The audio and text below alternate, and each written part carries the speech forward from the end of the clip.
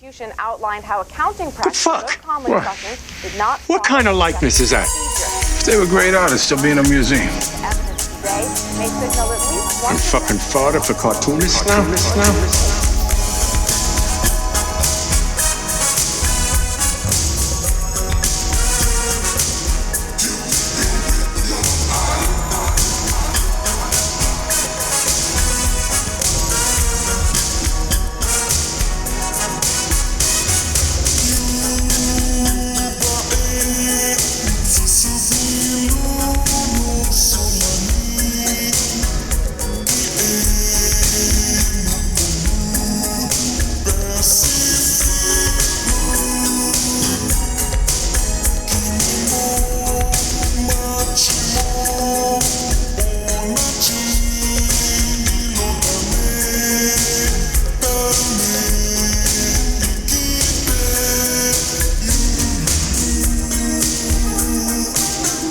Welcome to another episode of Gutter Boys. This is episode 46. I'm your host, JB, with my co-host, Cam. Today, we are joined by our special guest, Sam Szabo, a Chicago-based cartoonist, amazingly hilarious writer, former Onion writer. Before we get into our interview with Sam, though, we're going to go ahead and discuss our usual cycle of news and shout-outs. Yeah, so let's go ahead and get started on that real quick. We mentioned this stuff on the Patreon episode, but admittedly, we have a wider listenership that don't subscribe. So if you do want to subscribe, patreon.com/gutterboys. We're like $20 out from $500 a month. So that's really insane. So thank you all so much for signing up. There's different tiers available to you. I'm going to start putting the second issue of Pimp Digest together probably next week sometime. So that'll be out the doors to you all soon. So if you want to make sure that you get a copy of that, sign up to our Patreon by April 1st to get the second issue. Real quick, just wanted to shout out Instagram user David Craig. David Craig sent us some books called Brick, and they were really, really awesome. Kind of, old school style cartooning. Relies a lot on sight gags, but it's not boring at all. It's pretty clever. Really nice compositions as far as the page. I enjoyed them. You can find him on Instagram at Dave Comics, Comix. Yes. Thank you, Dave, for the packages. He also sent along a letter along with his books. It reads, "Hey, JB, I messaged you on IG about sending my comics. I'm at Dave Comics. I've been self-publishing comics in Toronto for over 10 years. Brick by Brick is my freshest release from December 2020. Brick Breaks Free is the first solo Brick book from 2019. It was nominated for the Doug Wright Awards. And hope you enjoy the comics. I very much appreciate you taking the time to check out my work. I'm totally addicted to the Gutter Boys pod. It gets me hyped to make more comics. Keep cranking out those sweet episodes." David Craig. Thanks, David. I really appreciate that. Yeah, thank you so we do much. really enjoy the books, so thanks again for sending those. Yeah, and if you want to send us comics, we'll shout you out on the show. We'll take a look at them. Just DM the Gutter Boys account or my personal account at Cam Del Rosario or at Gutter Boys Pod on Instagram, and I'll hook you up with our addresses. We like getting stuff from our listeners, and it's cool to see what you all are making. So, thanks for sending those again, Dave. What else is there? Oh, yeah, Sean Knickerbocker. Yes. He's editing and in an anthology called Rust Belt Review. It is honestly one of the nicer looking books I've gotten in some time, and the contributor list is a bunch of Gutter Gang alumni that have been on the show. You've got Sean himself's in there, like I mentioned, but previous guests MS Harkness, Audra Stang, Caleb Arecchio are all in there. Just really good stuff. It's the first issue. I want to say it's quarterly. I believe it is. Second issue, I think, is coming out in a few months, but definitely get the first one. If you haven't, you can find Sean on Instagram at Sean Knickerbocker, and he's got it for sale in his web store.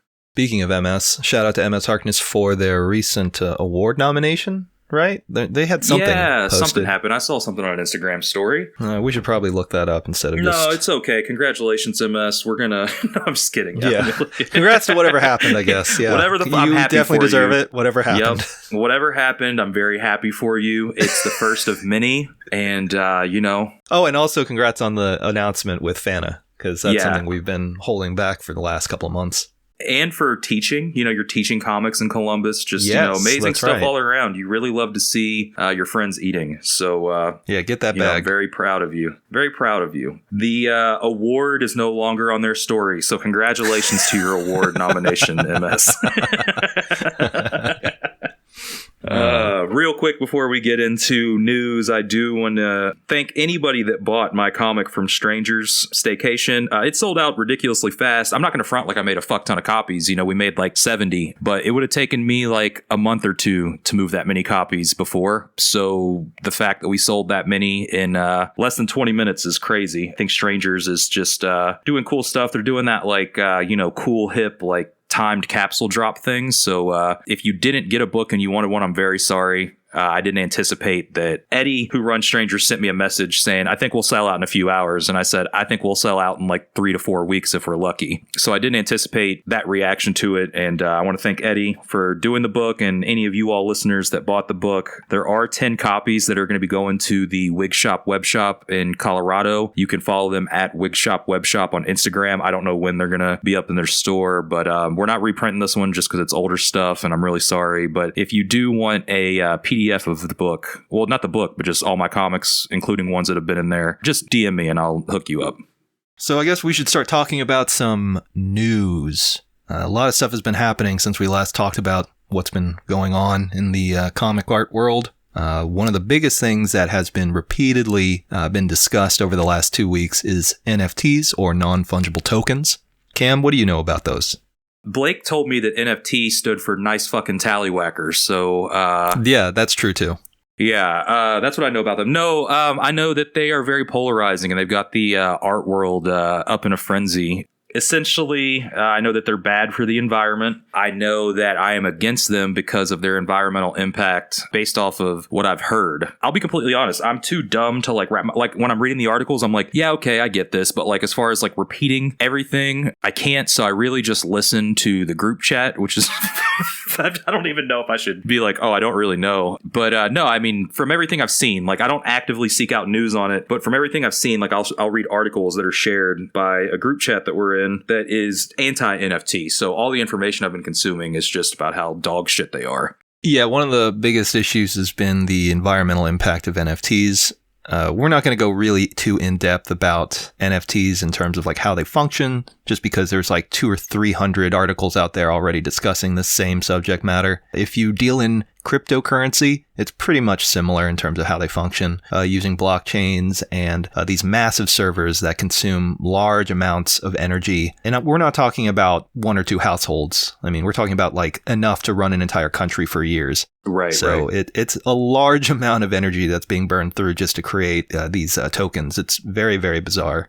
And like, here's the thing. I will say this, like there was, environmentally responsible way to do this. I have no problem with artists getting money. That's not like what my beef is here. I think it's a bigger problem than just the art world being absorbed into this. But I don't want it to come off like, even though I don't agree with like how this is being done, I'm not against artists getting paid for their art. And I'm not even against these NFT things fucking existing if there was a smart way to do it that didn't fuck up the planet. Like if it's another avenue for artists to get money, cool, but it shouldn't be destructive. Yeah, I mean, there's also a lot of other negative aspects to NFT that has been addressed online as well, especially on Twitter a couple times. With like the screenshotting and shit? Yeah, well, if you just take out the element of it being environmentally horrible, okay, right? Like if you just take that out of the equation and then you just look at what NFTs are. The main issue, well, one of the main issues that have been brought up is the fact that this perceived idea of ownership and what is the original versus what is the copy. See, I don't know anything about this. Yeah, go off, because I don't know anything about this. So, yeah, listeners, you're hearing me getting schooled right now. Yeah, so there is a Twitter user at Hello Honaby. I'm probably pronouncing that wrong. Okay. So they tweeted, "Hi, Twisted Vacancy," who is a crypto artist or a NFT artist on Twitter. They asked, "Can you stop plagiarizing other artists' work? How dare you make money off of someone else's art and visual style and claim it as yours?" So the issue here is the fact that once your art is stolen to be tokenized or turned into an NFT, non-fungible token, your original art is then regarded by those in the crypto market as the fake one. And the original, the one that actually has some sort of value in the marketplace for some reason, is the NFT itself that's been encoded with the blockchain. Mm-hmm. So this basically implies that anyone's work can be copied, turned into an NFT, and then sold as an original without you even knowing about it. And this has happened on multiple NFT platforms already by a variety of different artists. So this person is not the first person to bring it up. And I do see this becoming an ongoing issue with NFT. a lot of this issue here is because there's it's a new thing, right? Like it's a new fad that people can dive into and be invested in and spend their time and money on because they've got nothing better to do with their fucking time and money. Right. They're not interested in investing in their own communities, so they'd rather invest in some sort of tech bro pyramid scheme. Mm-hmm. It's kind of embarrassing, to be honest. And there's also some comic artists that are pro NFT as well, who are trying to jump on this bandwagon and join the likes of, Elon Musk or whatever to try and make a quick buck off of this. Because, the reality is if you're a working comic artist, this here is the only time you're ever going to get money. Right. This is one of the few instances where comic artists can actually make enough money to not worry about medical bills, to pay their rent, their whatever their bills are, their monthly bills. If you have family, it's going to go towards that, I guess. So I can understand from their perspective why they're going after NFT. It's mostly because there's nothing in comics. Mm-hmm. And this is sort of like, in their eyes, a quote unquote viable way to make money. So I get that. I understand that. Do I think it's right? No, of course not. It's fucking stupid.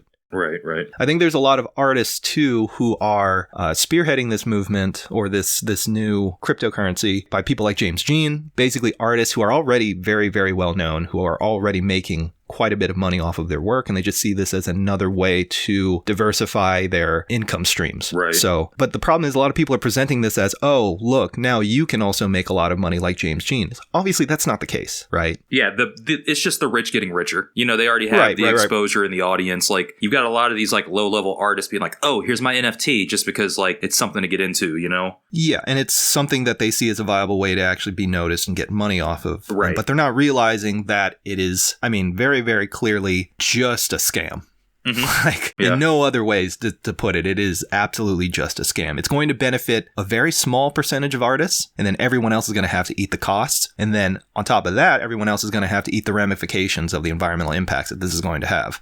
So I don't see this as a win for anyone, to be honest. Luckily, we have other cartoonists out there who are being very vocal about why NFT is a problem and should not be supported. Guys like Michael DeForge, who, has been very, very vocal about his positions on certain things, in particular, SPX's relationship with Amazon. Mm-hmm. So, hearing him being anti-NFT is not that surprising. But then there's also people who are going into NFTs that I was not expecting, and to be honest, is a little disheartening. Yeah. No, for sure. You're seeing people get involved, and it's like, you'd think with like the discourse, they would like stay away, but I guess you never know what someone's motives are. They could be cool, and it's just disappointing sometimes when you see them, especially because I don't think we're going to be talking about NFTs next year. Probably not. No, I don't think this is going to be a thing. It's a thing right now, but I don't think there's going to be much longevity. I could be wrong. We'll talk about it in a year from now if I'm wrong. But I just, like you said, I think there's a bubble. I think it's a fad, so I just, it's also just a desperation move, like, like I said, a lot of these people really just don't have any real either following or presence on any kind of platform. That can sort of equate to a better living wage. A lot of these folks are working full-time jobs and then also making comics on the side, and they just see this as another way to make some money. Because comics isn't going to make them money. But this is not the answer. I'm sorry, it's not. I understand that the glitz, this life raft, come to you and be the answers to all of your problems. Historically, that's always been a fucking death trap. Like, if there's anyone that comes to you and presents you with, hey, these are the easy answers to all of your problems, I can guarantee you that person is lying. Yeah, it just, I don't know. I've learned more about this shit from you telling me this in real time than I had known previously. Like, I'd read a couple articles here and there. But ultimately, I don't know. I think, like, it's weird because, I would never want an artist to not make money off their art, even if I fucking hate your art. But yeah, like, I wouldn't personally do this, So like you said, I don't think it's a good move, but, it kind of is what it is. What are you going to do about it? But it's just, it's an example of a bigger problem at hand, I guess, right? Yes, it is pointing to the failures of the comic industry. Mm-hmm. Yeah, it is an indication of a bigger problem. A lot of people are also pointing that, the environmental damages from NFTs are almost as bad as, say, the larger art market with a capital A, like Sotheby's and all these other auction houses and the sort of like the fine art world. And look, I've worked in that world. I fucking hate it. It's awful. It makes anyone that even would be mildly interested in the art world, it makes them not want to do it. Mm-hmm. Because again, just like what we're seeing now with NFTs, it is a massive pyramid scheme. It only benefits a very small percentage of people, and they're all extremely wealthy. Most people use it as a tax haven so that they don't have to pay taxes on their large amounts of money that they just keep in their fucking Scrooge McDuck vaults. It's entirely unregulated, just like NFTs. So yeah, the idea of saying, oh, well, if you think NFTs are bad, then shouldn't you be denouncing? Yeah, they're both bad. That's not an argument. At no point did anybody say NFTs are bad. That's why we need to support Sotheby's. That's why we need to support, the fine art world. No one's fucking saying that. We're saying this is a problem we've already seen repeated in this world. Why the fuck would we drag it into our world? Makes no sense. Mm-hmm. Yeah. So that's been the major issue. And, initially I didn't think publishers, like comic publishers, would actually be dumb enough to take a risk on NFTs. But oh boy, wouldn't you fucking know it? DC makes the fucking first move. Yeah. So DC presented an official statement on all social media. Basically, this letter was dated March, stating, "Dear freelancers, non-fungible tokens are becoming the newest fan collectible and have generated significant press and buzz in the digital space. DC is exploring opportunities to enter the market for the distribution and sale of original DC digital art with NFTs, including both new art created specifically for the NFT market as well as original digital art rendered for DC's comic book publications. As DC examines the complexities of the NFT marketplace and we work on a reasonable and fair solution for all parties involved, including fans and collectors, please note that the offering for sale of any digital images featuring DC's intellectual property with or without NFTs, whether rendered for DC's publications or rendered outside the scope of one's contractual agreement with DC, is not permitted. If you are approached by anyone interested in including any of your DC art in an NFT program, please let Lawrence Gannam, DC's VP, Talent Services, know. We expect the participation of DC's freelance talent will be an integral component of the NFT program that DC puts into place. We'll share further information as it becomes available, and we appreciate your cooperation and partnership." So yeah, that's pretty much the gist of it. They are making it clear that they're looking into finding ways to market NFTs. That really should not be that surprising, I guess. But this has gotten some pushback. Marcia Cook, widow of Darwin Cook and manager of his whole estate, went ahead and asked DC to stop using his art for NFTs purposes. Hell yeah. Darwin Cook, big dick motherfucker from the grave. Yep. Hell yeah. Okay. So I'm hoping more quote unquote freelancers look at this letter and really reevaluate what they want from comics. Yeah. And if this is not what they want from comics, they need to make it very clear to DC that that's the case. Like how dear Marcia Cook has, because this is not going to help anyone. I mean, that's the bottom line. Anybody that tells you that this is going to help you as an artist or be the way in which you can finally live a comfortable life, they're lying to you. They're lying through their teeth. Mm-hmm. And if you're dumb enough to fucking take the bait, I have nothing to say to you. I'm sorry.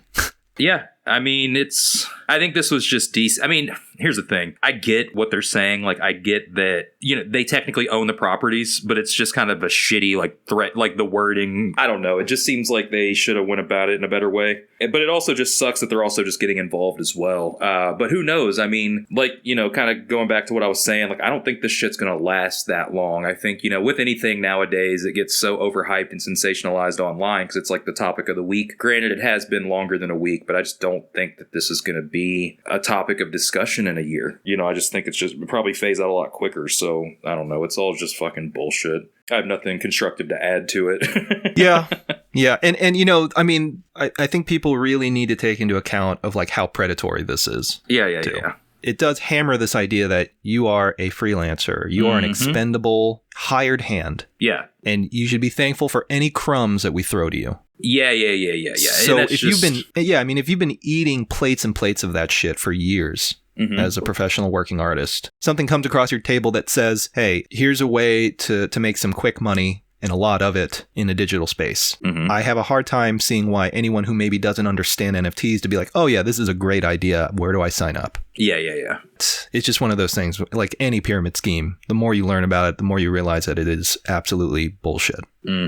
So yeah, I don't know. I mean, hey, I wish Matt Fury the best of luck on all of his NFT endeavors. Yeah, he's for sure. I said this all fair, but if he does an NFT of Pepe, he's going to make millions. Some edgelord is going to drop so much Bitcoin on that thing. Yeah, and then I mean, who knows? Maybe then Bitcoin will crash again like it did a couple months back, and then he'll have $3 or $4 worth in fucking Bitcoin. Actually, well, you know what's really crazy about that Matt Fury thing is I don't think he's running his social media. It has his picture on it, but I think the crew that did the movie about him last year is running it because people were criticizing Fury online about it on Twitter about getting involved in the NFT or whatever, and like the producers were like, "Our movie was one of the most stolen movies of the year last year, so if you want to hate on us getting money, blah blah blah." And it doesn't seem like it's actually Matt Fury talking. And that documentary, Matt Fury seems like he's not online. He just seems like he's just an artist that does what he wants, and he has a team that does that shit. So it's kind of weird. Like, I almost wonder how much Matt Fury's on board with this versus his team pushing him to do it.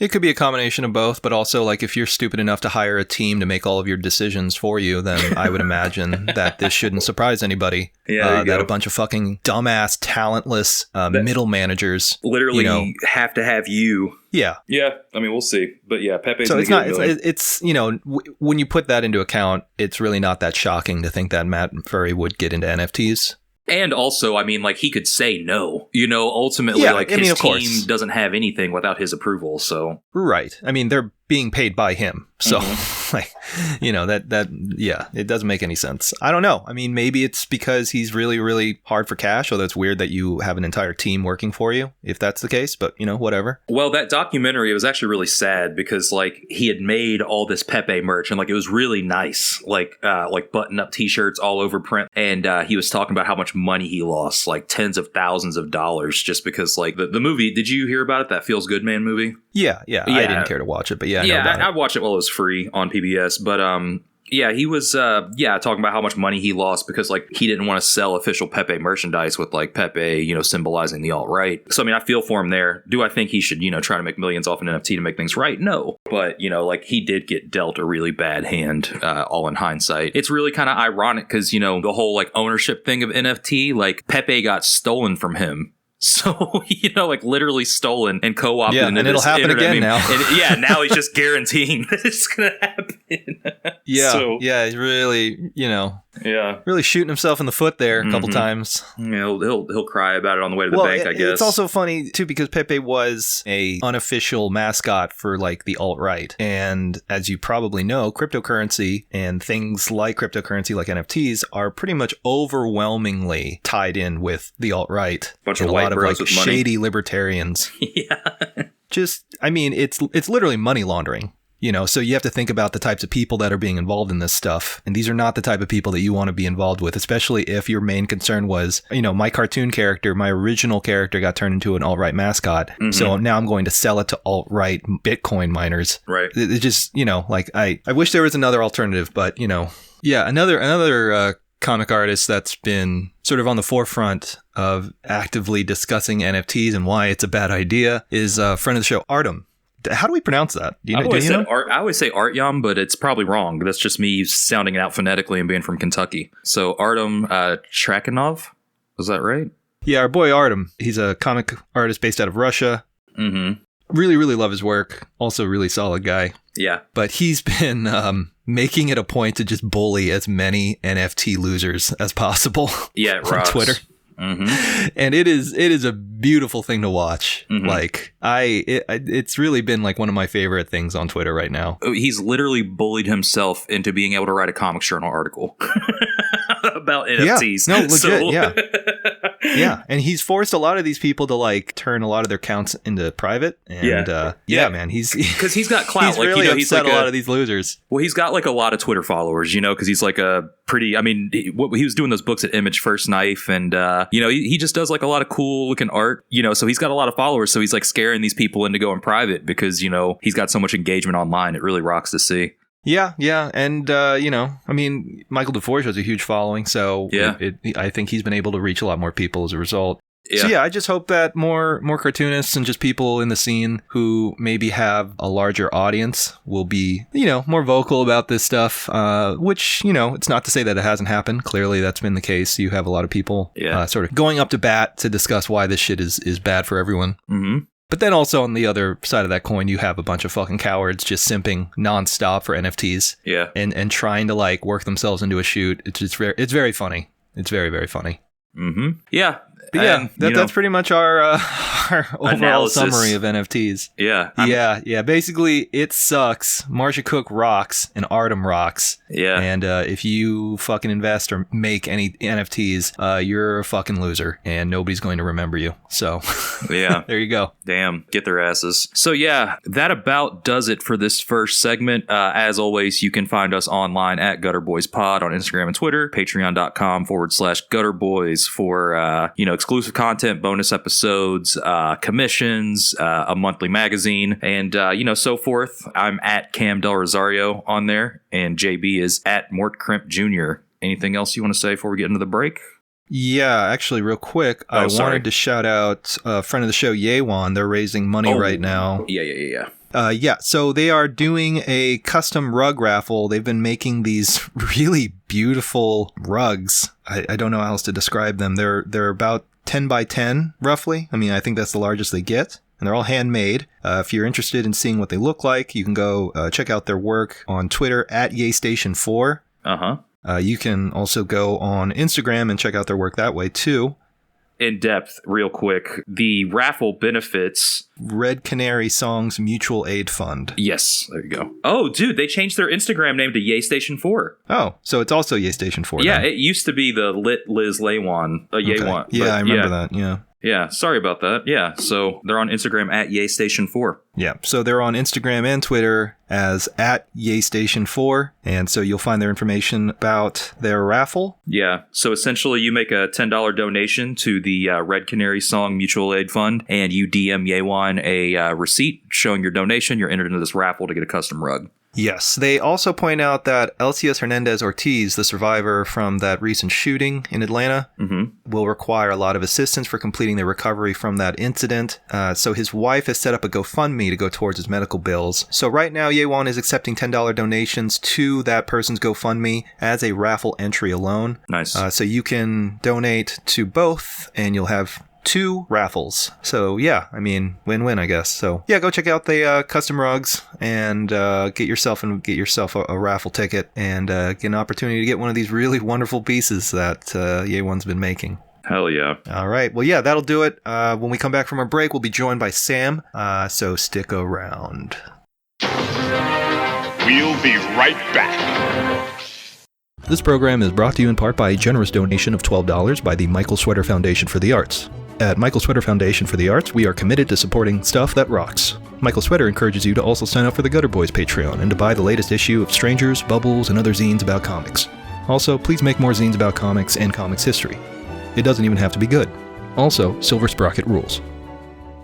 Hey Gutter Gang, we want to tell you about a webcomic that is also one of our Patreon supporters, Soggy Landing. Soggy Landing is an epic fantasy adventure about a weed wizard that stumbles into a gunpowder plot to smash the state. There's lots of cartoon animals, magic, historical, and literary references, drugs and flashbacks, songs, horror, gore, and the occult. Twice a week, there are new pages of Soggy Landing at Study Group Comics, and there are over 200 pages of frogs, bears, and revolution waiting for you right now. You can follow them on Instagram at welcome_to_soggy_landing or at Ian Dinsford. Soggy Landing. Hell yeah, dude. Now, back to our program.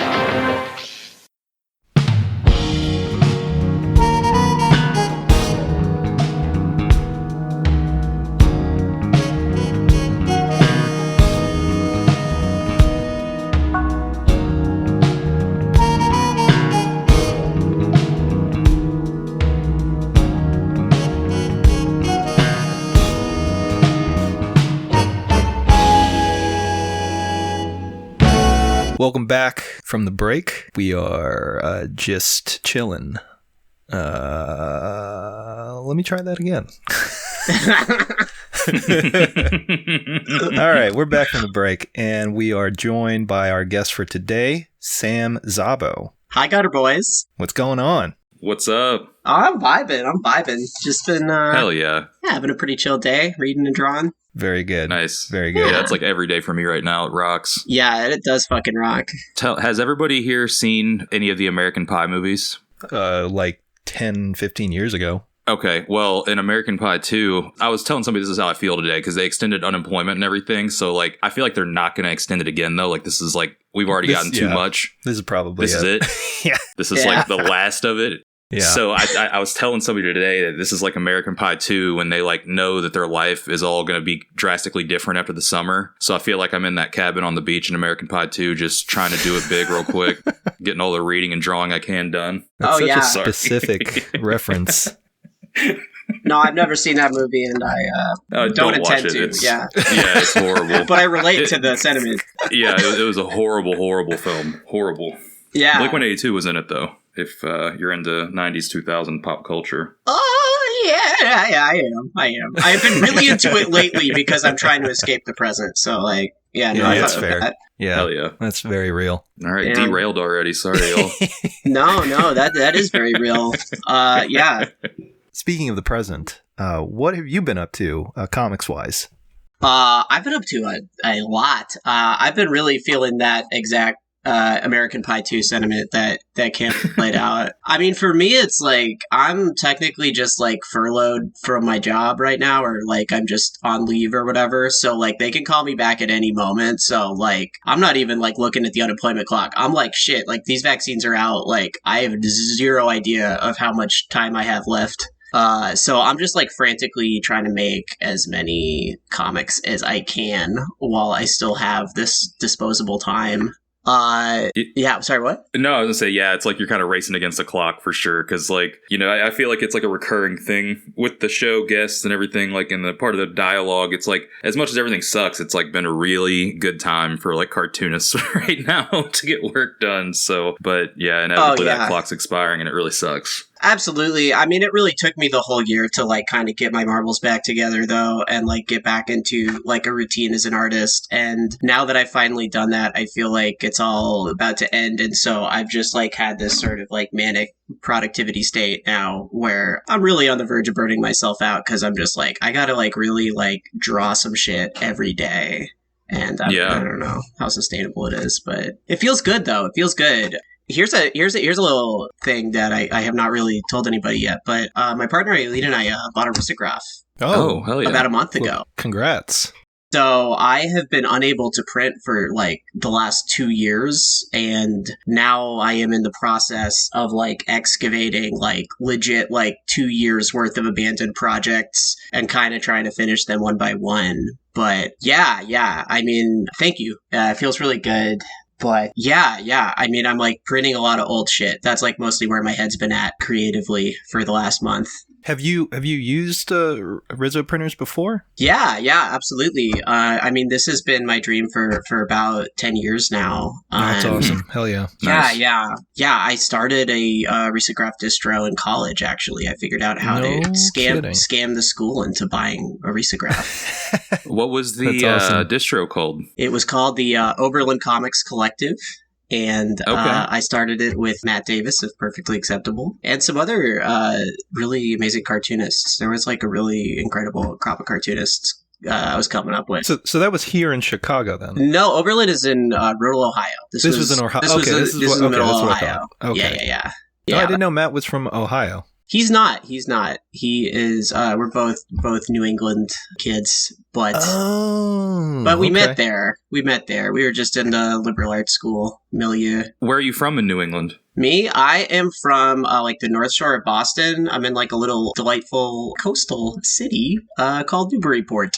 Nice. Oh, nice. Okay, so lobster rolls, are they overrated or underrated? They are underrated by a lot, I would say. They're maybe a little overly romanticized. Kind of developed a shellfish allergy late in life, but when I was a kid, I fucked with them very heavy. They're really good, and like there's so many fucking sauces and flavors, you know, you can get in there. I feel like, you know, people think of it as just lobster and coleslaw, but it's a versatile sandwich. Lobster, you know, you got the sweet, you got the savory, you got the crunch, you got the soft.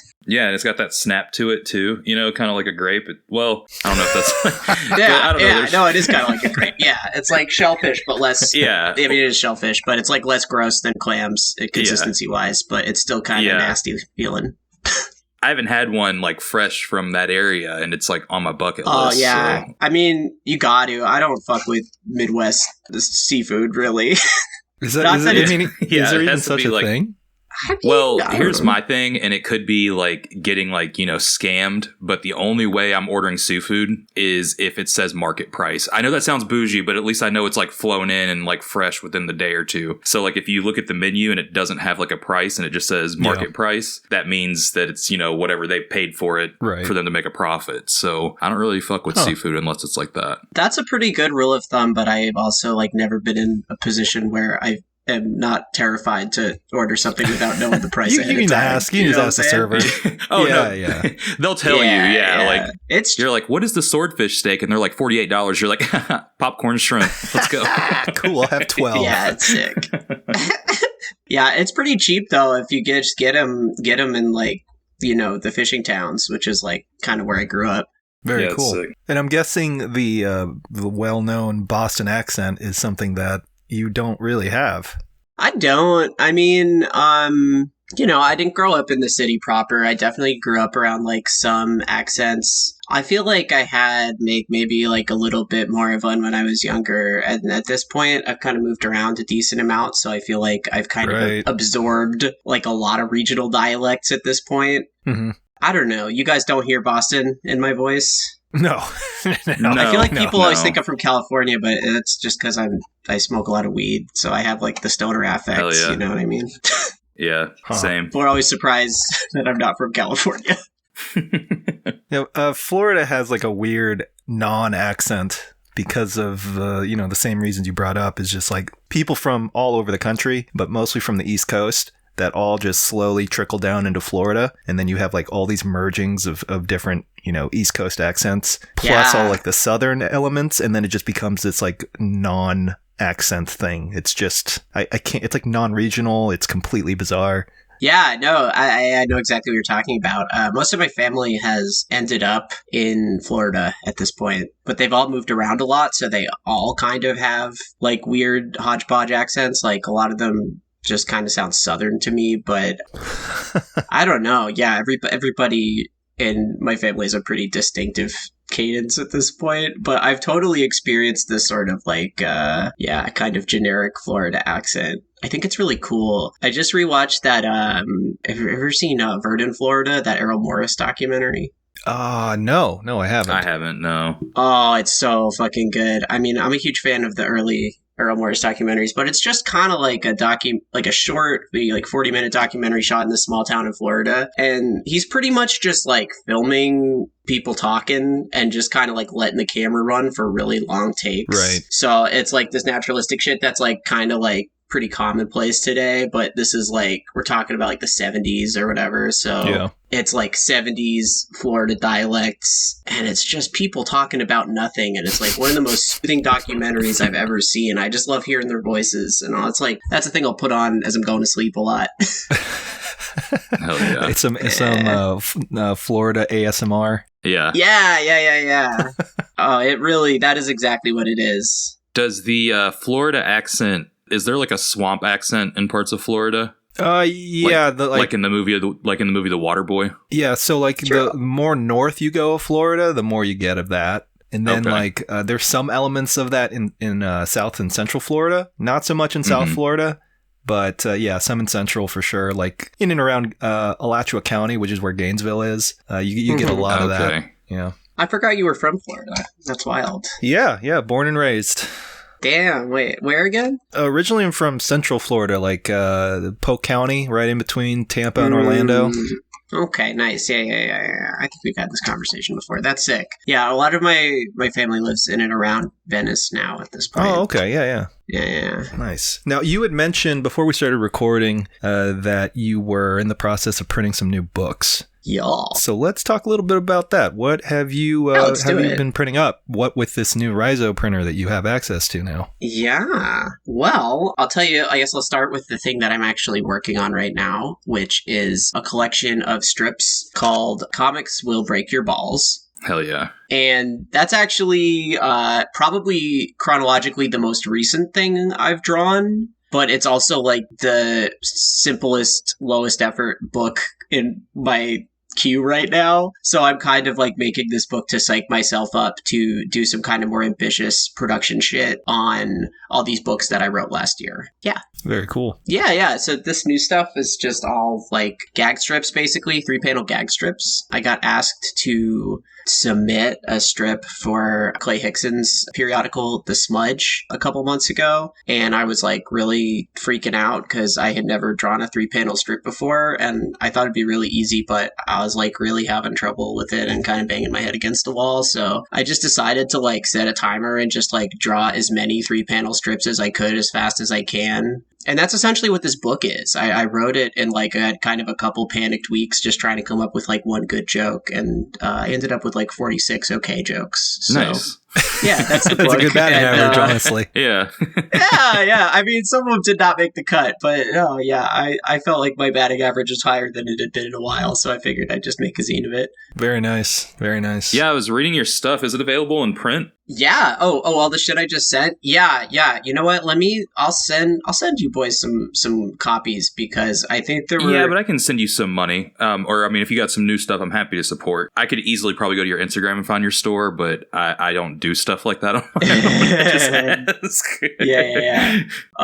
Yeah. No, I actually just set up an online store like a week ago. I'm like just trying to get my shit together across the board this month. Yeah. So I did not have any kind of way you could buy my zines up until last week, but I do now. I got a big cartel. I have a shit ton of zines, so right now all it is like my last like 10, the ones that are in print. But yeah, most of my old stuff, I think almost everything I sent you is available up there. And yeah, hopefully I'm going to be dropping a bunch of new stuff. I'm hoping to settle into like dropping like a zine per month until I run out of steam. Nice. Yeah. Are you doing like that via Patreon or something like that? So I did also start a Patreon recently, and I post a ton of content on there. I don't really have any like one of those things where like you get a zine every month or whatever you guys are doing, just because like that felt like too stressful of a commitment to make. But I might try to create a tier like that in the future. I don't know. But yeah, you can read a lot of exclusive works in progress and strips that I don't post on Instagram on there. But yeah, basically, if you want zines, my big cartel is the only way to get them. Hell yeah. Yeah, the reason why it's I think the zine isn't overwhelming for us because like we know it's 12 pages and our buddy Carlos like always takes photos, and like so some pages are just full photos. So it's really easy to make a 12-page zine when you have 3 people, filling out the pages. But doing it on your own would be so hard. It would be so hard. And admittedly I'm doing very little on that end. That's mostly Cam. Yeah. I was impressed how fast you got that together, but yeah, okay. The truth comes out. Yeah. I mean, you've got 4. I mean, it's 12 pages with the cover and everything, but I mean, when 4 of those pages are, a third of the book, and then, 1 page is an interview, and, the rest of it's just shit you have laying around the house. But, it fulfills that Patreon. Like, you can't sell it, but you can offer it as an incentive type thing. Right. So, yeah. No, I mean, I that's like real zine shit, though. That 100%. For sure. Yeah. That serves a valuable function. I mean, that's kind of like how I approached zines in my earlier years, but lately they've just kind of gotten more and more ambitious, and now or even if they're not like very complicated production wise, they're just longer and longer, and now I just like don't have very many like cheapo freebie zines that I can like give away and send out in the mail every month or whatever. Right. Yeah, for sure. So you did mention that you just bought is it okay, so yay. What's the pronunciation of riso? Is it riso? Riso? What is it? I mean, I've heard both. It is, it's risograph, I think. Risograph, okay. I still call it riso sometimes, and I get dragged pretty hard when I do by Matt or by my partner Eileen, who co-owns this risograph. I think it's risograph. I don't know. I'm kind of scared to say it out loud now. Yeah. Don't ask me any more questions. Well, I say risograph, but I didn't know. No, I think you're correct. Sure. I think you're correct. I'll look this one up later. Yeah. Yeah. But so you bought a risograph printer. And so what are your plans with that? Are you just going to mainly do your own book? I mean, are you wanting to print for other people? Like, can people hit you up to print books? Like, what are you wanting to do with that? Not yet, but perhaps sometime in the future. I do really like the idea of doing like print for hire stuff or even like, printing my friends' works and stuff like that. But I mean, I want to get good at it first because I've like just started printing my first thing on it and there's already been so many technical difficulties that I'm trying to go really ease my way into it. But yeah, maybe somewhere down the line. I know that my partner Eileen is like kind of hoping to print some stuff on there soon, but for the immediate future, I think I'm just going to try to focus on my own projects, at least until I've like really like built up a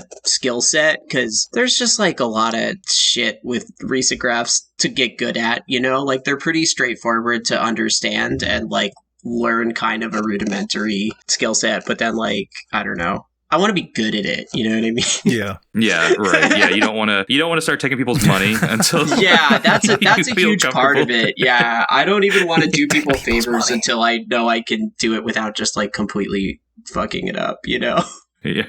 But I mean that's kind of the dream. I mean, there's kind of endless possibilities, and I've always loved printing, even though I'm not terribly good at it. So we'll see what the future holds.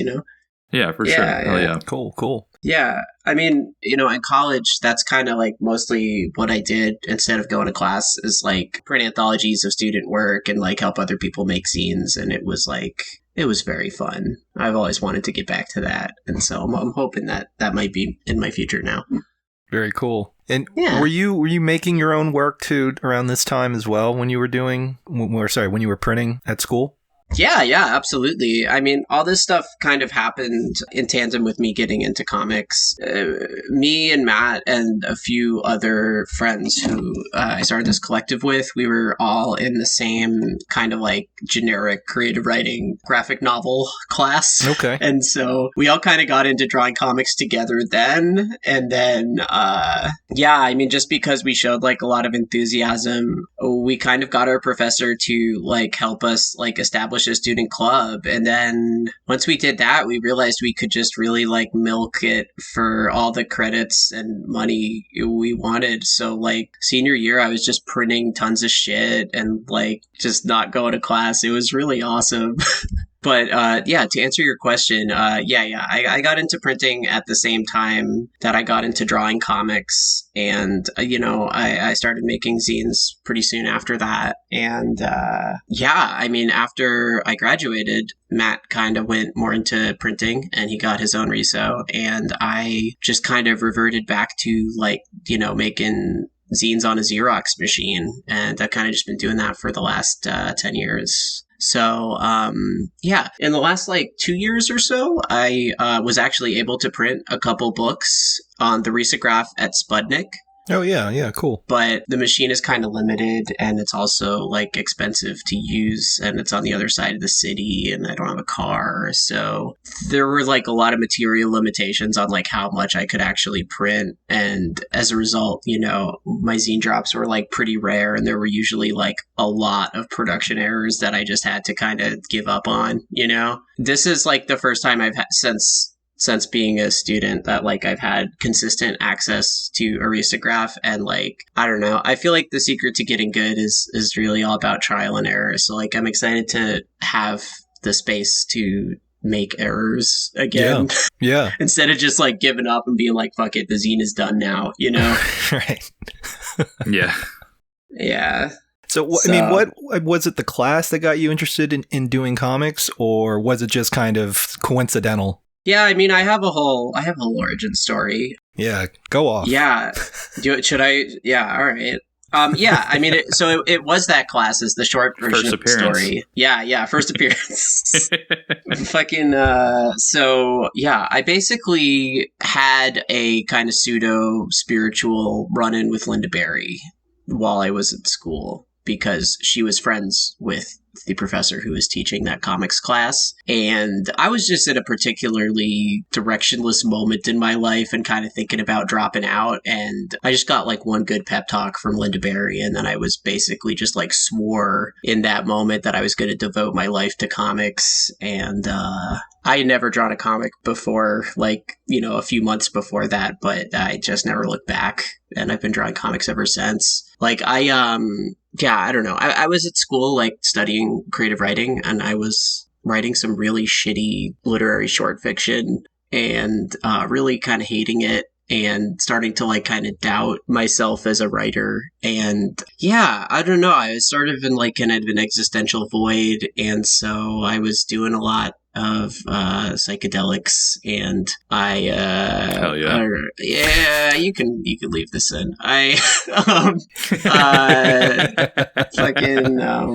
anyway, so I basically kind of like I basically did my final on acid, and basically I kind of like, I had just drawn some comics that were like basically completely illegible, and I kind of like turned it in as sort of like a spiteful act where I was kind of like, I was just kind of in all of my classes sort of daring my teachers to flunk me because I was like really kind of miserable. And so I thought it would be like a fun epic prank to do drugs while doing my final, and basically I got an A- on that, and then Whoa. Nice. Yeah. It's like the pitcher that threw the perfect game while he was tripping. That's exactly what it was like, because honestly, Doc Ellis. Doc Holliday, or I don't. Yeah, Doc Ellis, definitely a real model. That rocks. That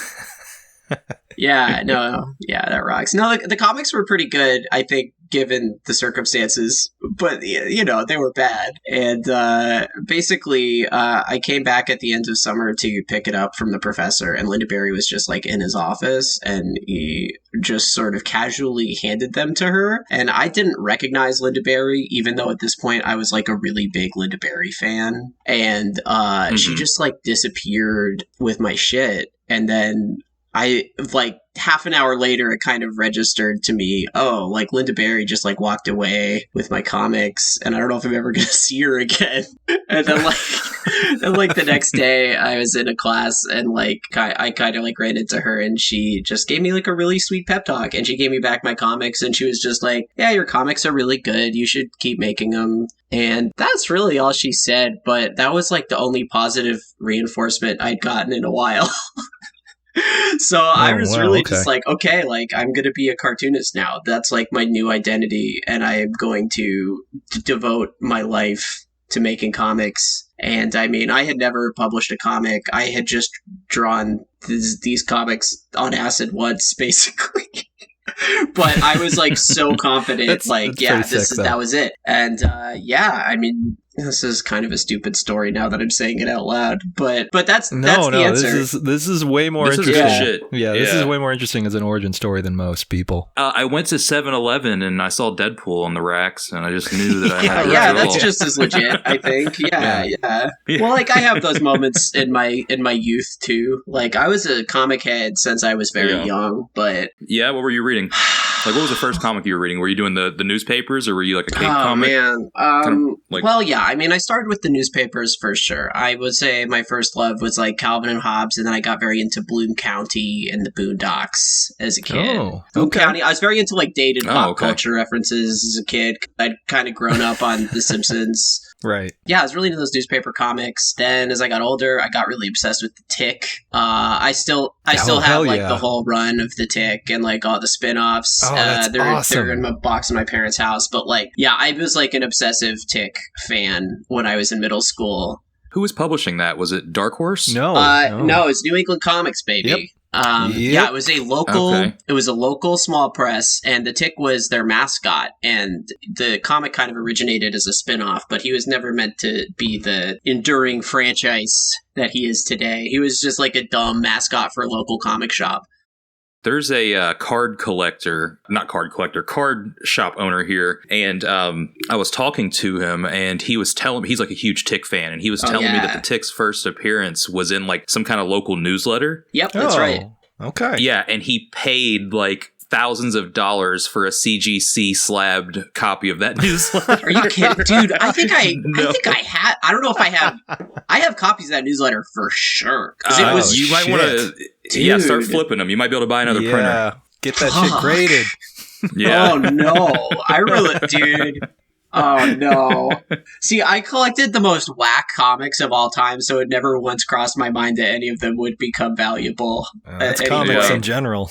I can't believe that the Tick has any kind of buyer's market in 2021, but I'll take it. I don't think it's probably one of those things that sits on eBay for like 3 months with the crazy buy it now, but you just wake up to somebody buying it one day because somebody was looking for it. Like I feel like it's one of those. So apparently the first appearance was from July 86, and it's the New England Comics newsletter, number 14. Huh. Okay. I probably don't have that one, but I definitely have some later New England Comics bulletins because they kept doing it after the Tick blew up, and it was just it's like a newsletter in the comic shop. It was extremely unimpressive looking, but yeah, no, I can see how that's like a historical artifact now. Goddamn. Okay, well, I'm gonna look. Cool. I have some pretty deep cut, paraphernalia. I have a T-shirt. I have the board game. I have the VHS tapes. I got a lot of swag. Nice. I had the toys, like the first, like those toys that came out. I had the blue Tick and I had Arthur. Yep, I got those too. Here. Yeah. Mm-hmm. Yeah, it's good shit. I haven't checked on the value of those, but I definitely have them. They're worth nothing. Yeah, which is why I have them, because they're so cheap. Nice. Yeah, hell yeah. Do you have them on card? No, I opened all of them up. No. Yeah. Nice. Are they like those Toy Biz X-Men figures? You just find them everywhere? I mean, like, they're like $5. Pretty much. I mean, yeah, usually you'll find them carded for like 10 or 15 at the most. Yeah, but not bad. Yeah, they're pretty affordable, and they're fun. I mean, they're not like super crazy. You're not dealing with anything like, late 90s McFarlane or anything like that, but they're fun. They're, Nice. And I was a huge fan of the Tick too growing up. Yeah, the Tick rocks. Yeah, Tick rocks. I was a huge Ninja Turtle fan, and both of those started as very, very small press books, which I love. Yeah. Yeah, absolutely. Yeah, my first exposure to the Tick was the Fox Saturday morning show, to be honest. I wasn't ahead like that with Tick. It's a good show. But yeah. Yeah. I mean, I learned to read again by reading the novelizations of the cartoon. Oh, wow. That was that is my earliest memory of a book, is getting those out of the library. And I didn't have cable, so I couldn't watch the show, which is why I started seeking out the comics. And then I just became obsessed with the comics because they were edgier. Yeah. Do you have the DVDs of the old show? I have VHS tapes, and nice. I watched it all on... I think I do have one of the DVD box sets. All this stuff's in storage at my folks' house, but... Gotcha, okay. But yeah. No, I mean, I've watched the whole run a couple times. It's good stuff. Very cool. Yeah, I have... I'm pretty sure I have the box set of the whole animated run. And I would like the live-action version, too, like the... Fox, what was that, like 2001 or something like that? Yeah, yes. That one was all right. I forgot all about that. Yeah, it was a good show. Yeah, damn. You watched the newest one? I did, and I was surprised that it's actually not bad. Oh, it's all right. I kind of fell off. I never watched the second season, but... Second season gets better. It gets better. Wasn't it an Amazon show, maybe? Yes. Like the reboot? Yeah, it is. Okay. Actually, funny enough... I remember hearing about it. Cam, because I know you've been watching Search Party. Yeah. Okay. So if I'm so, at the last episode of season 2, so don't say anything. No. This is not spoilery. So in season 1, the Chantal's ex-boyfriend that shows up at the funeral or whatever, and they like invite him over to have dinner, and it's like very, very tense and awkward. Yeah. I got the beard. Yeah, that's the same actor that plays Arthur in the Tick. The new Amazon version. Yeah, Griffin Newman. He's the best. Yeah. Yep. Very good. Very, very good. I thought for a while that he was related to the actor from. I always forget his name. He's in A Serious Man. Have you seen that? Or The Serious Man? A Serious Man. It's a. No, is he related to this? I don't remember the guy's name. Yeah. No. Fuck. Give me a second. This is gonna bother me now. Yeah, Michael it's not bringing anything for me. No. He's in a bunch of shit. Like he was in Fargo show. He was in Boardwalk. I didn't watch any of the Fargo show, but I like Fargo the movie. The Fargo movie's really good. Yeah. Anyway, sorry to get off topic. Anyway, but yeah, that's really cool that your love of comics is very much tied up with a hometown, I don't know what terminology I want to use here, but yeah, like something that was very much started in your area locally, and it became like this huge cultural phenomenon in the 90s, and still kind of is. Totally, yeah. I mean, I felt all this pride about it too, because I was really, young. I mean, when I first got into it, I was probably like 8 or 9, and then like middle school when I got into the comics. But I did get into it from the franchise. Like I said, I was reading novelizations of the show at the library, and then when I realized that it was like a local indie thing, that was sort of my first exposure to the concept of indie press, Yeah. And it didn't even fully sink in then, but I do remember feeling like very proud to realize that it, had originated in my neck of the woods, and that like the newsletter, it had come from the newsletter that was at my local comic shop. And I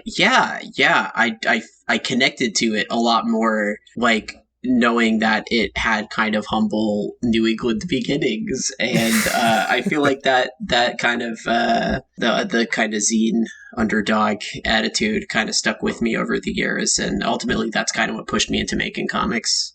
Very cool. And those books had a certain sense of humor to them that you didn't really see in other books at the time. And whenever I read your stories, I always do get this like very consistent sense of humor throughout. Oh, thank you. Yeah, there's definitely a sense. Yeah, there's like a comedic tone throughout the stuff that I was sent, anyways, for sure. Yeah, I can attest to that as well. I mean, I love malapropisms. But it's also very self-aware. Yeah. Oh, yes, yeah. I love Malaprop's fourth are wall great. breaking too. Yeah. A lot of the tick tropes show up in my work still, for sure.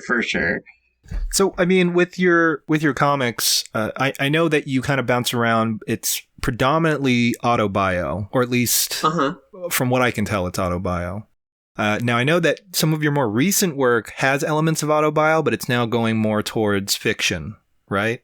Yeah, totally. I would say, I mean, I definitely kind of entered the comics world as a self-identified autobio writer or whatever, but I feel like I kind of do have like two different creative processes for autobio and for kind of just doing straight up gag comics. And like, I've found that I often will like kind of burn myself out in one direction, and like so shifting from autobio to gags and then back has been like just sort of like a gear shift kind of way to like snap myself out of that kind of stasis. Like I got really burnt out on autobio, I would say last year. Okay.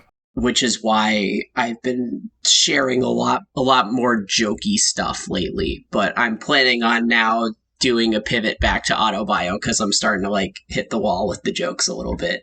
Okay. Interesting. All right. Yeah, I'd kind of like to maybe merge those two styles down the road, and I feel like that's kind of what I've been doing with some of my like trippier comics lately. But yeah, I definitely see that. It's a weird merging of the autobio and the fiction, which I think is the best route to take with that stuff, in my opinion, because I've seen more and more cartoonists doing that, where it's not outright straight up autobio, but it is very much clearly informed by the writer or creator's life, like all the interactions they've had or experiences that they've had that kind of like make their identity, basically. Yeah. I know, sorry, go ahead. Well, I was just going to say, so the last kind of cycle of comics I've been doing, the Enlightened Transsexual comics, which will probably be my next book. With those comics, that was sort of like a conscious pivot where I really like wanted to find a different way to explore the ideas that I was talking about in autobio. Yeah. Like,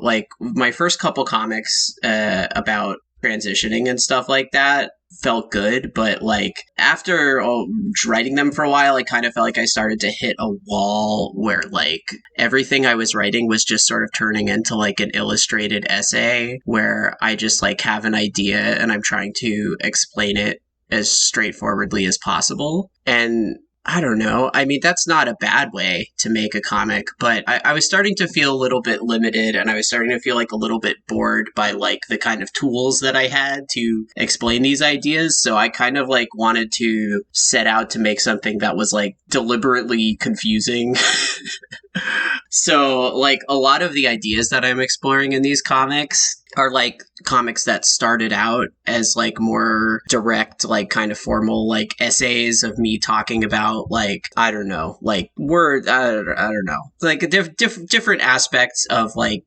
being trans, basically. And there were a lot of these stories I just kind of like scrapped because I wasn't satisfied with them. And then I was like, I want to take this from like a completely different angle and write about this in like a way that's like all jokes and like trippy imagery and just like kind of, I don't know. I just wanted to like kind of find a new way to explore those ideas that was like not quite as like limited by the confines of autobio, you know?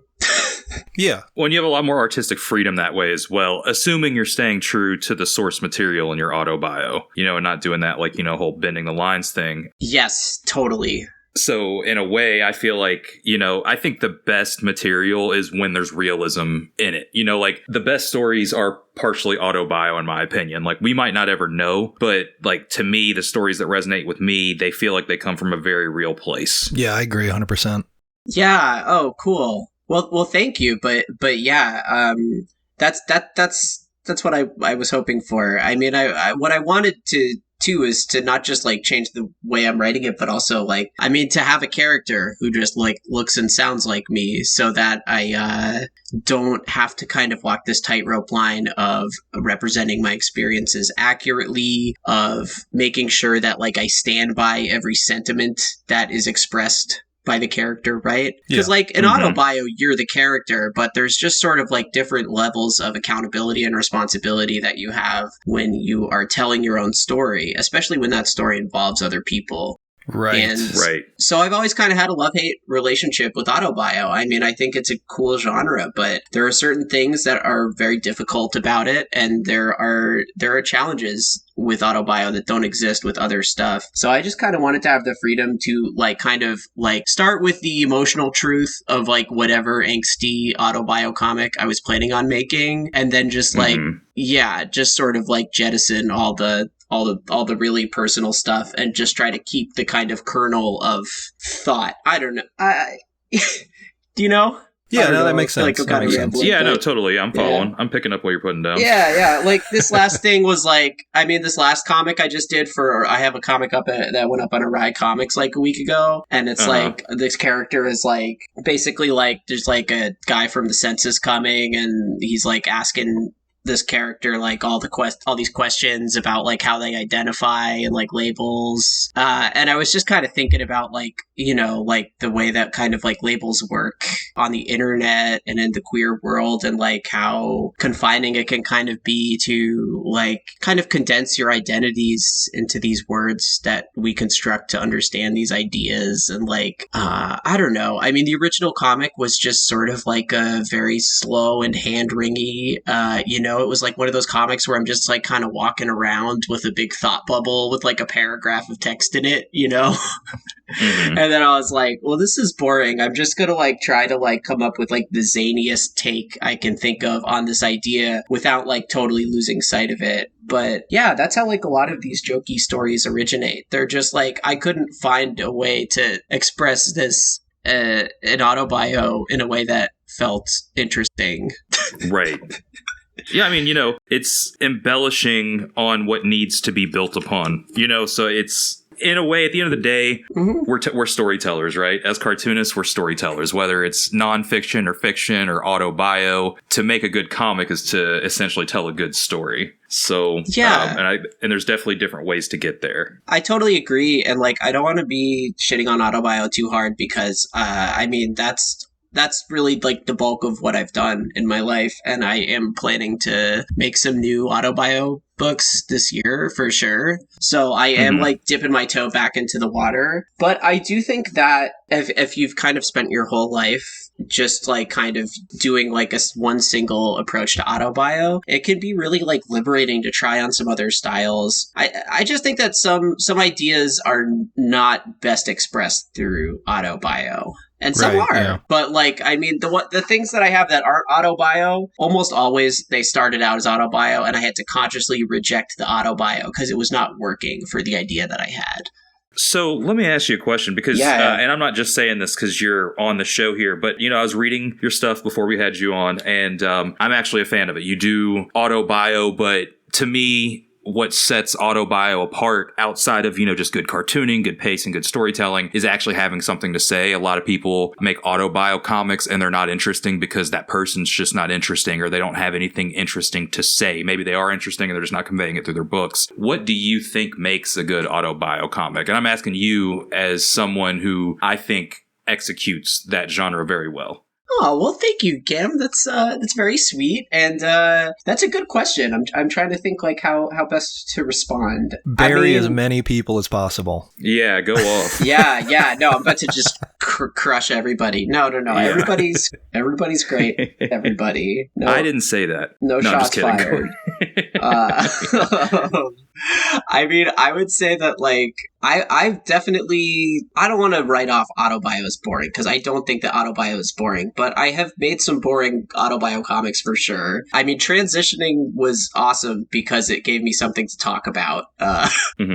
That's not why I did it, but it did. I had sort of reached a point before I transitioned where I was drawing a lot of autobio comics, but not releasing a lot of them because I was like trying to really like have a clear idea in mind of like what I was saying or like what the point of the comic was, which I don't think you always need to have one. But yeah, I mean, the Girl Hell books, my more recent zines are like a little looser, a little less edited because I just kind of felt like documenting my transition like kind of had some merits on its own in terms of like, you know, it's a snapshot of my life that I'll probably forget and never experience again. So like I sometimes you're just in a moment in your life where you just feel the compulsion to document, and I think that's all you need. But I don't think that you, like, I don't know. I mean, you don't need to be trans to make an autobio comic, or you don't have to have, like, something to stay or like a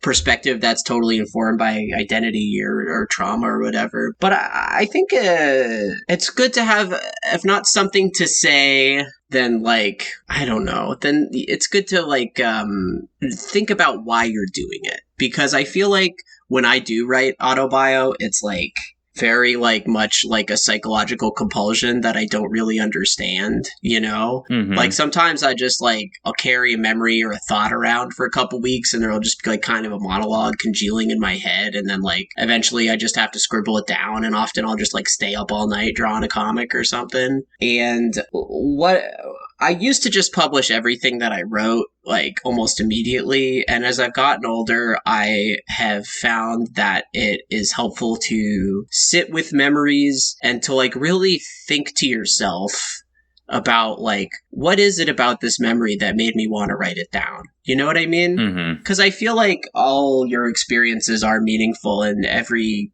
life has the potential to make a really good autobio comic, but I feel like a lot of this stuff is just like so direct from the subconscious that like we often don't really think about like what we're saying or why we're saying it. I don't want to. That's my. Yeah, go ahead. I'm so sorry. I was just gonna say, I keep saying like I'm talking about the genre or like autobio cartoonist as a collective. I'm talking about myself. I feel like I got really sick of autobio comics and I'm like rediscovering my love for it, and that's like just required like a lot more thoughtfulness about what I'm saying. I edit a lot more than I used to, and like I really like try to read from the perspective of somebody who's not me, that doesn't have my own personal level of investment in my personal life, you know what I mean? Yeah. Right. And I'm like, why would somebody else care about this? And I don't know.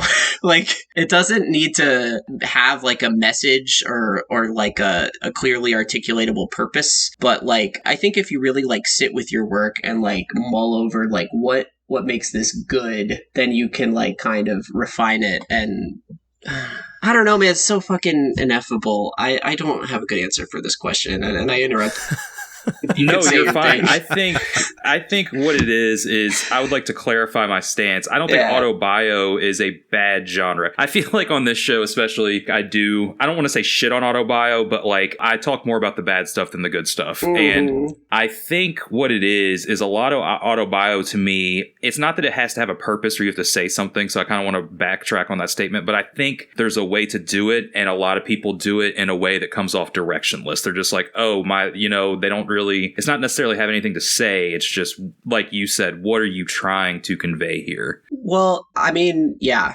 I think that's fair. And again, I don't think everybody needs to have like distilled mission statement or whatever. I don't think that's the key to making a better book. But I also think that like, I mean, when I was coming up, when I was first starting to make comics, you know, in the early teens, 2010, 2011, I mean, I was really into John Porcellino. I was really into James Kachalka. And like, those two both had a huge impact on the way that I write. And like, I think that those books are so powerful that like, especially Porcellino, like I think it had a big impact on that whole generation of cartoonists where like I think a lot of us were like, oh damn, like I really don't need to have a exciting life. I can just write about what I'm doing and draw this tree or whatever and it'll be amazing art. And like I still believe that that's true. I don't want to shit on that belief, but I also think that the thing about people like Porcellino and Kachalka is like they kind of like make it look effortless and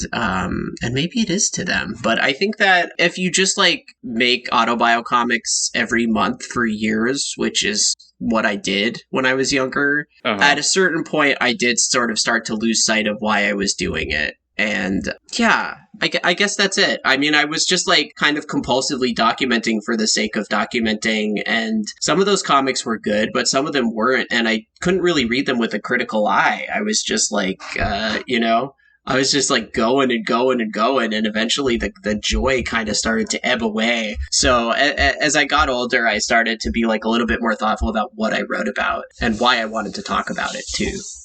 Hell yeah. Nice. All right, so we have a couple of questions from our listeners.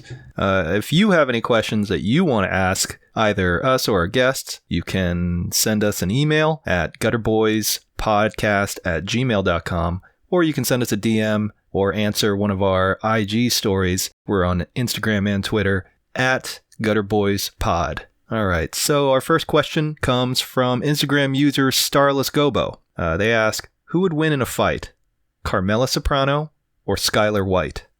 Oh, Jesus Christ. Okay, I'm sorry. Who is Skylar White? I'm so sorry. I know Carmela. Oh, boy. Well. What TV show is this is from Breaking Bad. Or Breaking Bad. Sorry. Oh, okay. I mean, yeah. The answer is Carmela. I mean, am I really like playing this out celebrity deathmatch style? Oh, okay. I forget their name. I'm not a big Breaking Bad fan. It sucks. I don't know. Yeah, it's not a very good show. Whatever. No. I'm going to go Carmela just because I haven't seen Breaking Bad. They both are somewhat similar because they're both white and blonde. Well, I was going to say Carmela doesn't really seem like she can really fight or anything like that. So I could be very wrong in my assumption that Carmela would win that fight. But I would like to think that Carmela is winning that fight. I think they both kind of conceal this sort of like domesticated rage that is really terrifying when it bubbles to the surface. But yeah, Carmela especially. Skylar's fine, but I mean, Skylar's like just not a very interesting character because the show is not very good. So Carmela has so much more emotional depth, and I have to believe that that'd give her the edge in like a deathmatch scenario. Oh, hell yeah. Are you a wrestling fan? Oh, big time, yeah. I mean, no, okay. I shouldn't say that because I don't want to... If we get into a wrestling combo, you guys are going to own me because I'm like a very casual... we're not gatekeepers here. Okay, thank you. That's amazing. I've gotten way back into my Joshi shit. Joshi's really my favorite, and ever since I got your shirt, JB, I've been cranking through a bunch of those shits on YouTube. I just rewatched Big Egg. Hell yeah. A couple Wrestling Queendoms. Yeah, that's my shit. Very, very sick. Hell yeah. Yeah, those entrances are insane. Oh, they're so good. The ring gear, so good. Songs. Yeah. Top tier shit. Mm-hmm. All right, Cam, you got the next question? Next question came from Frank, Instagram user Sad Boy Angry Man. How do you determine when a panel is finished and to move on to the next one? Oh, that's a tough one. It's just got to be done. I mean, a lot of times it ends when I realize I've added too much shit to it, and then I panic and I just start the next page. You know what I mean? Yeah. I used to not do any kind of coloring or inking of any kind in my panels up until like maybe the last like couple of years. So now I kind of know it's done when it feels like kind of overstuffed or there's just like a lot of ink on the page. But I used to just not trouble myself with those questions. I just like draw. Prior to this new me, I was just drawing my shit as fast as I could. And so I really was like not giving myself the time to like look back and question whether or not something was finished. Because, that's a bottomless hole if you let yourself fall into it. Right. Yeah. It's definitely a never-ending thing if you don't have some sort of like self-control over it.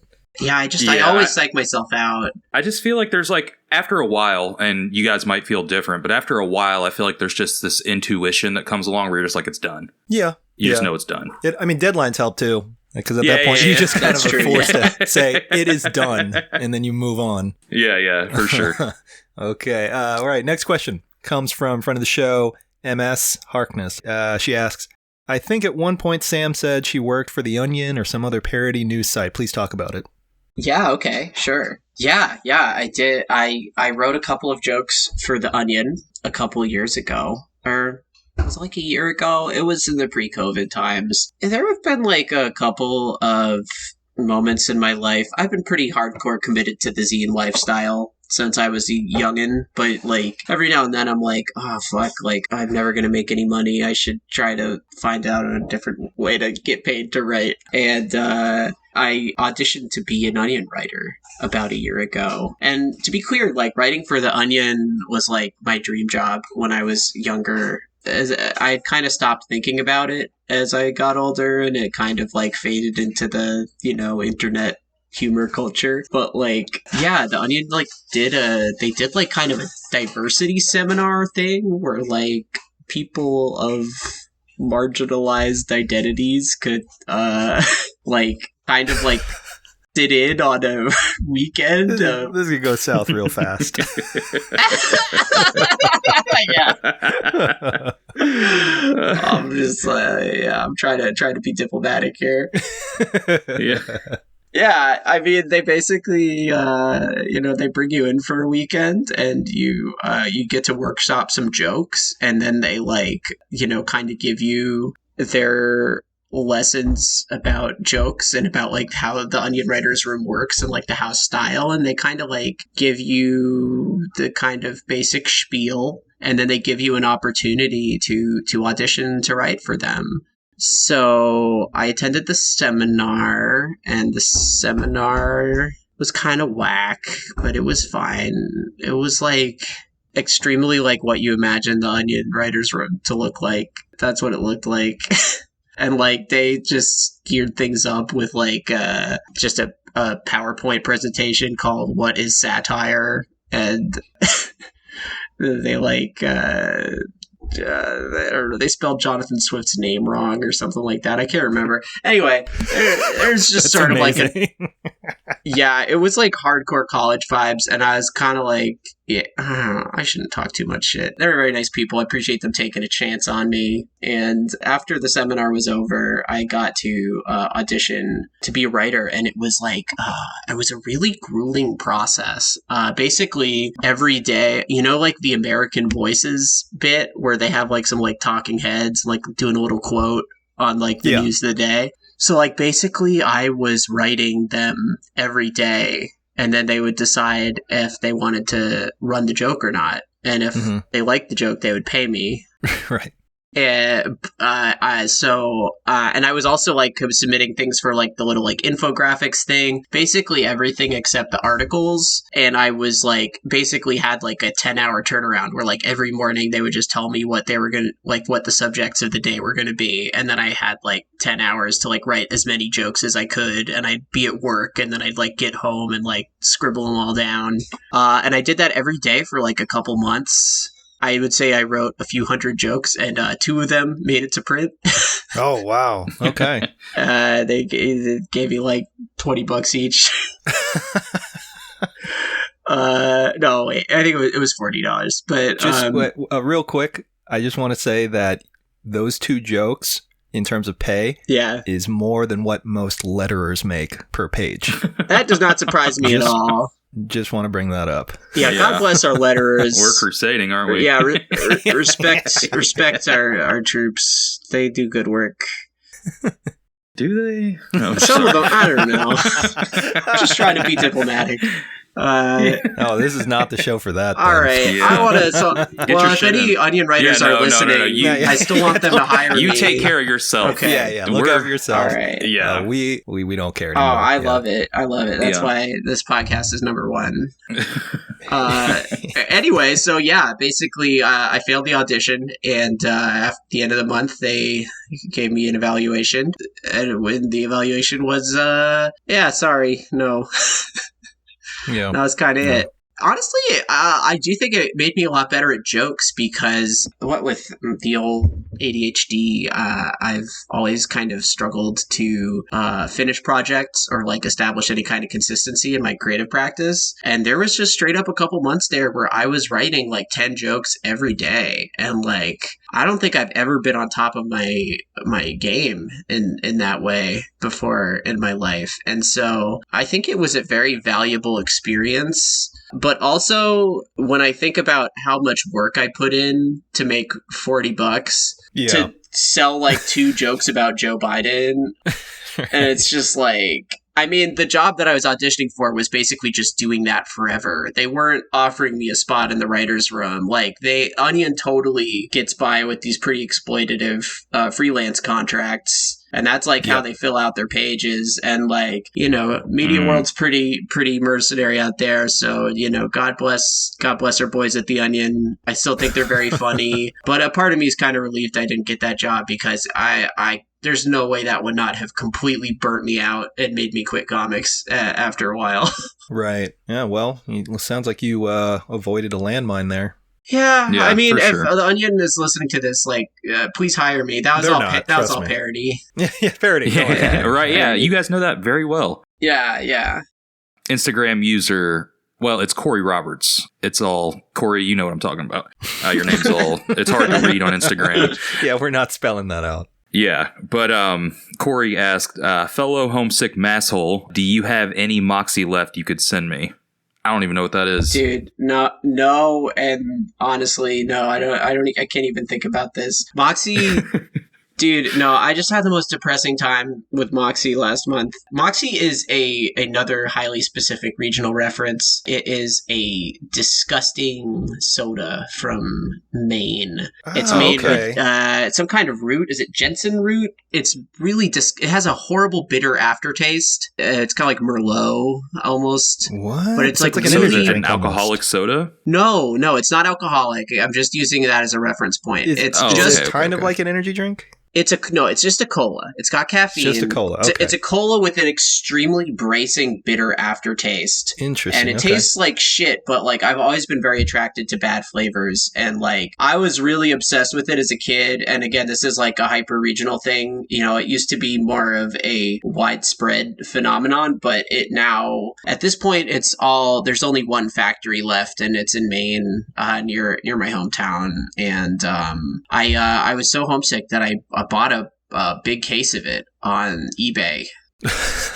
And I was so amped up to drink this soda because I'd just been thinking about the soda for years at that point. And it turns out Coca-Cola bought the company and they fucked up the recipe. It doesn't taste bad anymore. It tastes normal, which is not what I was looking for. Right, So I can't it's still recommend like it. a cola? Yeah, now it just tastes like a generic cola. But before Ew. it tasted like a generic cola with like some disgusting like herbal roots in it that had no place in a Coca-Cola. It was like a real throwback to like an era of American history where all the sodas tasted like shit. And now it just tastes like Coke, man. It's so sad. Yeah.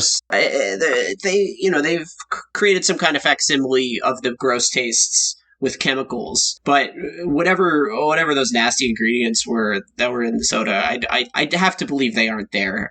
Unless I'm just like, this is just the cruel passage of time, and I'm just measuring this up against an impossible memory. But like, I got deep into the soda subreddits, and everybody was saying the same thing. Like, Coca-Cola fucking drove this one into the ground, so I'm still very sore about that, and I cannot recommend it to any other homesick massholes who may be tuning in right now. Well, and if there's anything that Coca-Cola should know, it's not to change the formula, because that's why it's called Coca-Cola Classic now, because they tried to do the whole new Coke thing. Yeah. When have they ever innovated anything, you know? Yeah, tried to fix what wasn't bring broken, the cocaine right? Coke back, Zero. you know? Coke Zero is awesome. Yeah, no. I will. That's a good invention. The new wave of diet sodas. I mean, I know it's probably something else that's going to kill me that's in there, but they're pretty sick. I can't get into I do it. like Coke Zero every once in a while.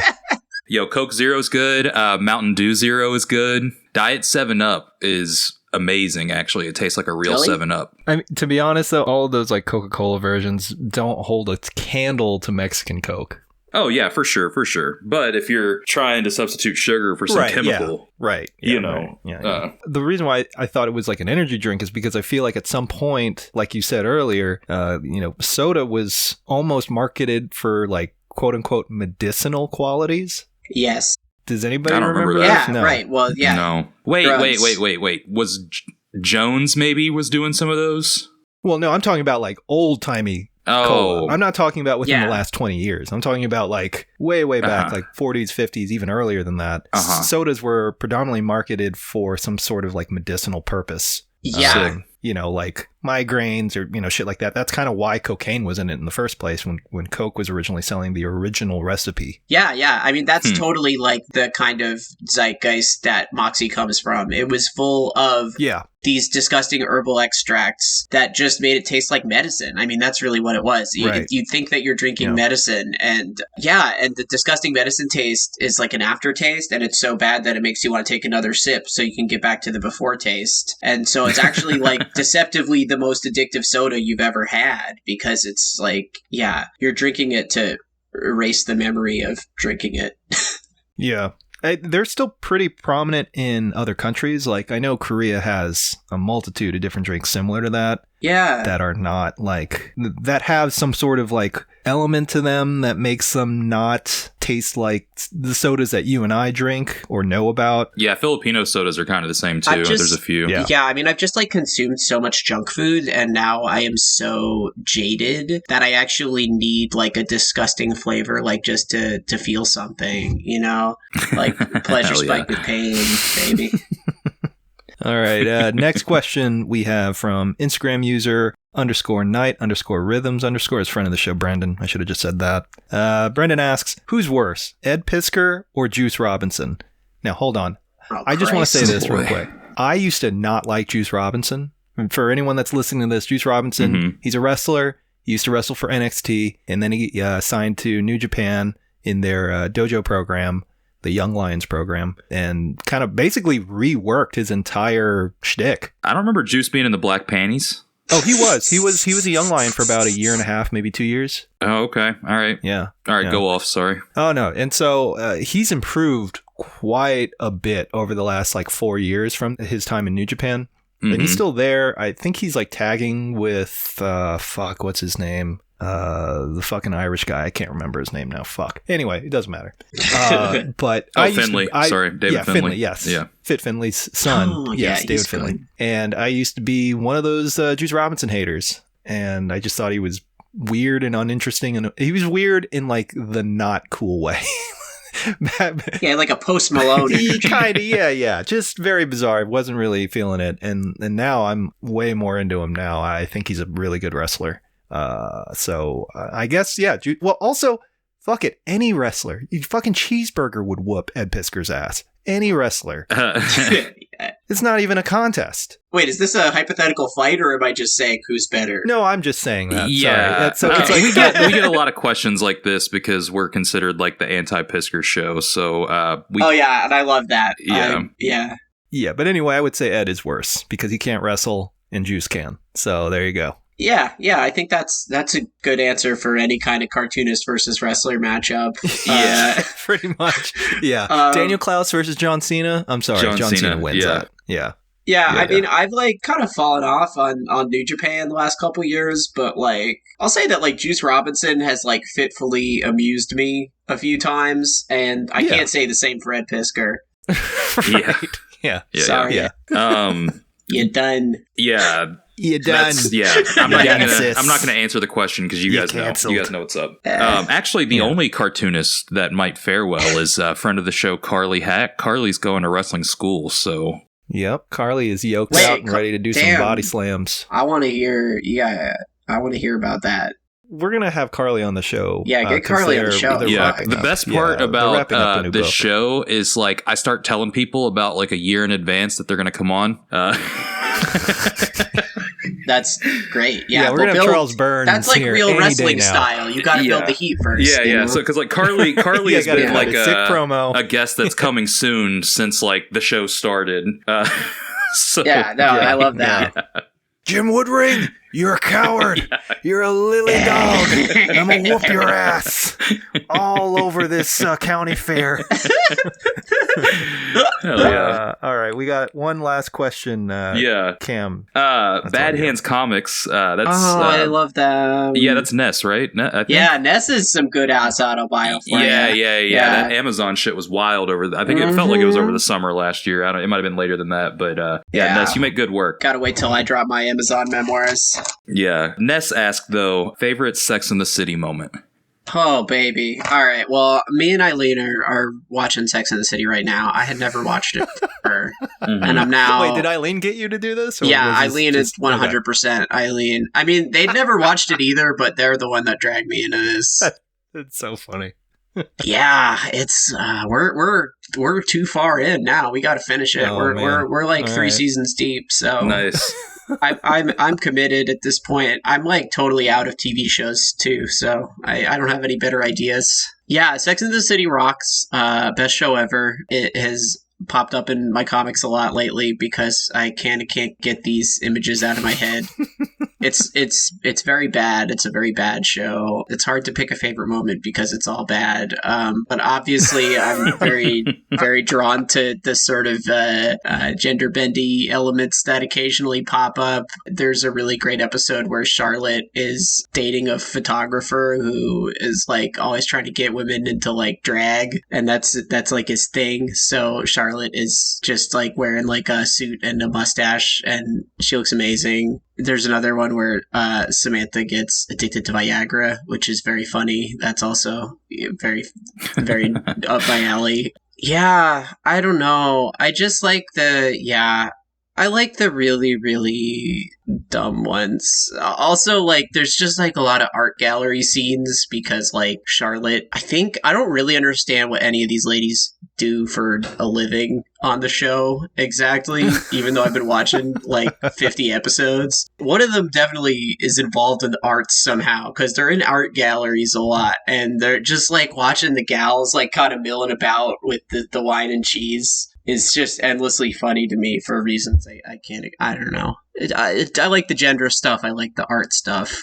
I don't know if I have a favorite episode. It's all, I can't remember. I don't think I could recite like a single plot to you. That's like how off my brain has been turned right now. Like I couldn't name any of the characters. Like the show just washes into my brain and out of it and leaves absolutely nothing behind.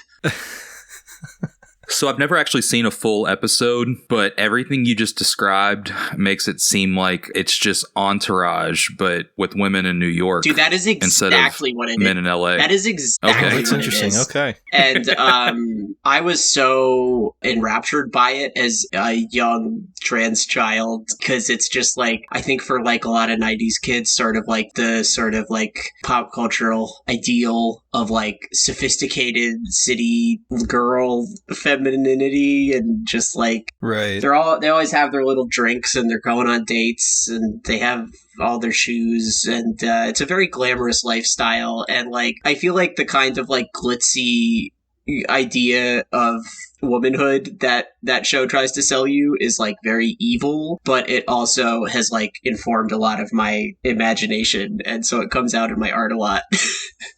Good source of comedy then. Yeah, it's really funny. Yeah. It's a really funny show, but not always intentionally. The theme song's a banger. I love those It's great. that kind of stock default like piano jazz, kind of like the Will and Grace theme song as well. I love shit that sounds like that. Yeah, it's like a glockenspiel or whatever. Yeah. On xylophone. Like it's like Danny Elfman shit.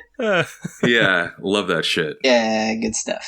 And it sucks because like if you look it up, it's like, you know, like a 45-second clip, but you want more of it. Well, no, I want more of it. Nobody else in the world wants more of that, Yeah. but I want more of that. No, I would Maybe listen- we'll come up with a new intro song. Yeah, the using Sex and the City theme song extended cut. Yeah. Dude, that would be so funny, man. You guys should honestly you should do some Gutter Boy Sex in the City merch drop swag now that you've done Hey, Sopranos. make us something. well- We're down to collaborate, and we pay everybody to collaborate with. So I was just gonna say, Cam our and Sam, DMs. you both could Baby. freestyle over a Sex and the City no, beat. Oh, baby. No. No. We don't make enough for that.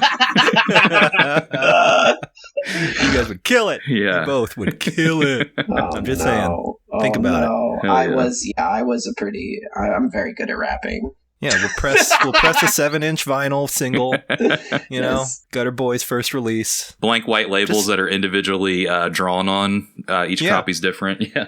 Yeah, just saying. Think about it. There's potential there.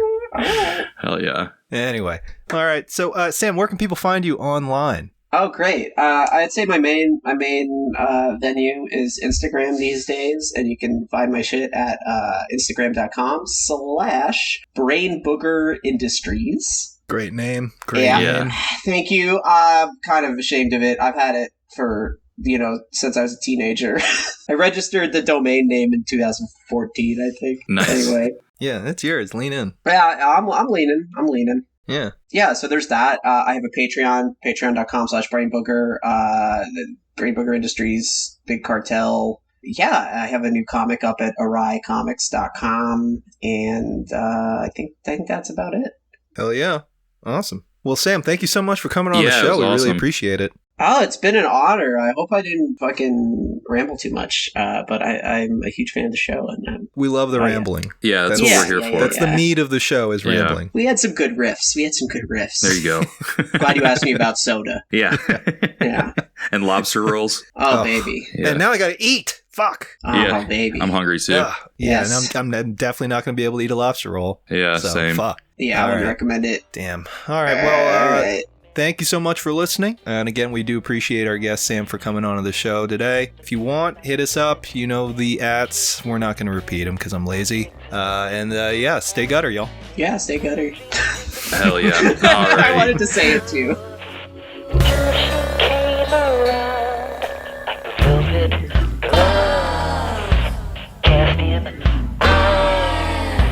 Shining jet teddy found in the foundry like a steamy impression of edible candies, like some quarter-sized pasties just newly minted, like titanium aloe shipped into